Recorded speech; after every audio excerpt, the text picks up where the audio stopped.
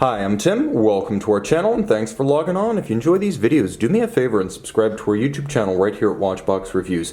I would really appreciate it and I promise to update daily. If you love this watch, you can see it and you can purchase it on our website, thewatchbox.com. And today we are discussing a watch that defines black.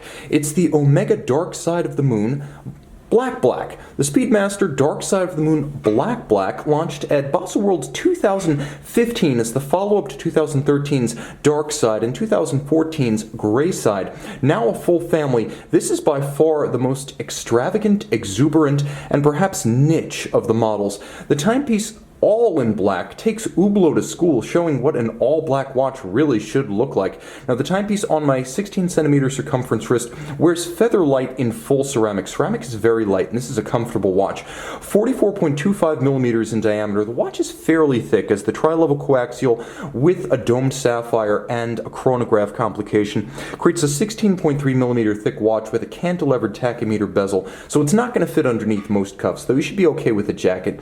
Lug-to-lug, it's nicely constrained at 49.6 millimeters, so I can recommend this lightweight wrist, which is relatively short, cropped on each side, for a forearm as small as 14 centimeters circumference. I can recommend this watch for 14 centimeters. Now, the spacing between the lugs is 21 millimeters, but consider Omega's strap as your first choice because it is a very nice piece and it's well suited to the watch because it is all black. A textile, you can see it's a monotone stitch nicely bolstered to match the swell of the lugs. On the underside, there is the dark side calfskin with the contrasting red stitch, and you can see there is a hybrid metal and ceramic clasp with all external components being double finished ceramic satin and polished, so very scratch resistant externally.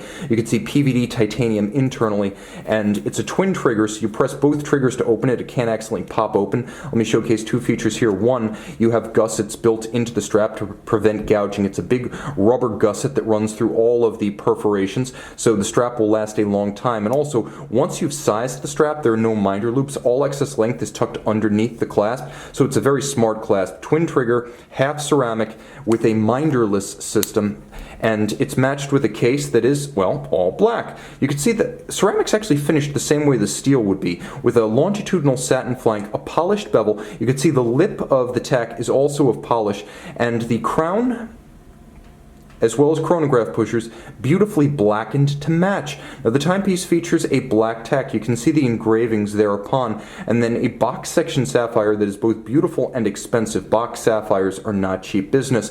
The dial is of ceramic, but it's a matte blasted ceramic. You can see the blackened applique indices, the double registers. It's a twin register system, even though it is a triple register chronograph. There's a mono counter at 3 o'clock with hours and minutes coaxial. There's a date window in black on black at 6 o'clock, and of course the hands are black, but you can say they are polished metallic black, so there is some contrast in practice. The watch features a hacking or stop seconds function. There is also a time zone function, so you are able to drive that hour hand independently, and although I don't know if you can quite see it, the date disc is jumping backwards and forward. This is a great feature if you want to keep your chrono running, keep your time, including seconds and minutes, but jump around as you travel, including both directions across the international date line. Now, the case back is not black. Rhodium-coated brass, this is traditional Swiss watchmaking, and traditional in that the chronograph also includes a column wheel. A crisp column wheel, you can see it underneath its partly skeletonized bridge. Feels great, sounds great, and the watch actually features a vertical clutch, so you can leave the chronograph running full-time with no hazard, wear, or tear to the movement. You can also start and stop the chronograph without any jump or stagger of the seconds hand because there is no play in a vertical clutch. The watch with twin mainspring barrels boasts a 60-hour power reserve, and twin mainspring barrels also prevent the sharp 24-hour drop-off in amplitude that you see on many single-barrel movements, including those from Rolex. The balance is a full bridge with a free-sprung index for shock resistance, and the balance is also a combo of a free-sprung index and a full balance bridge, which makes it basically Rolex tough. SI14 silicon anti-magnetic hairspring. The coaxial escapement is the tri-level coaxial. The ultimate realization of George Daniels' dream of a low-friction tangential contact multi-level escape system. This is very accurate, a COSC-certified Swiss chronometer adjusted in 5 positions, and it's also very tough, as some of this technology is the basis for Omega's new 5-year warranties.